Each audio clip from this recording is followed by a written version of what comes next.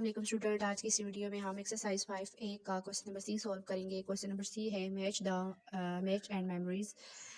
Match and memorise. यहाँ पे एक साइड पे उन्होंने फ्रैक्शन दी हुई है और एक साइड पे डेसिमल दी हुई है। ठीक है, आपने फ्रैक्शन को डेसिमल के साथ मैच करना है। क्वेश्चन नंबर 1 है आपके पास 1/2 की यहाँ पे डेसिमल फॉर्म जो है उसके साथ आपने इसको मैच करना है।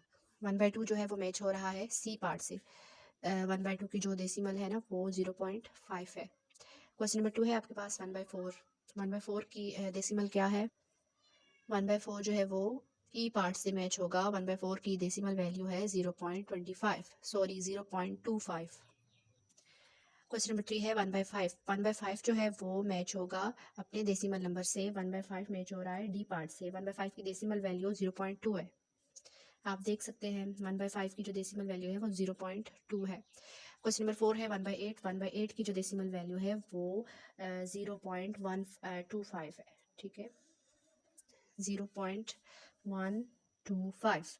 क्वेश्चन नंबर 5 है, इसकी प्लेस देसी वैल्यू आ जाएगी। 1/10 की डेसिमल वैल्यू है 0.1।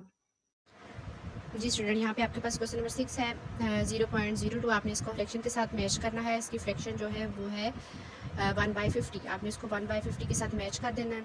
नेक्स्ट आपके पास क्वेश्चन नंबर 7 है। इस डेसिमल को आपने मैच करना है इसकी फ्रैक्शन के साथ। तो 0.01 की जो फ्रैक्शन है वो ये है। नेक्स्ट आपके पास क्वेश्चन नंबर 8 है। 8 की जो फ्रैक्शन है आपके पास वो 1/25 है। आपने इसको साथ मैच कर देना है। क्वेश्चन नंबर 9 है 0.02। इसको आपने इसकी फ्रैक्शन के साथ मैच करना है। इसकी जो फ्रैक्शन है वो 140 है। नेक्स्ट आपके पास क्वेश्चन नंबर 10 है। 10 को आपने इसकी फ्रैक्शन के साथ मैच करना है। The remaining fraction is 1/20। तो आप इसको उसके साथ मैच कर दोगे। आपका क्वेश्चन नंबर सी हो गया कंप्लीट। यहाँ पे आपने डेसिमल को फ्रैक्शन और फ्रैक्शन को डेसिमल के साथ मैच किया है। ठीक है, तो आप इस तरह इसको डिवाइड, जिस तरह आपने क्वेश्चन नंबर ए सॉल्व किया है उसको यूज़ करके, उस मेथड को यूज़ करके आप इसको डिवाइड करके भी देख सकते हैं कि हमारे आंसर ठीक आए हैं। आई होप कि आपको ये समझ आया होगा। Thank you.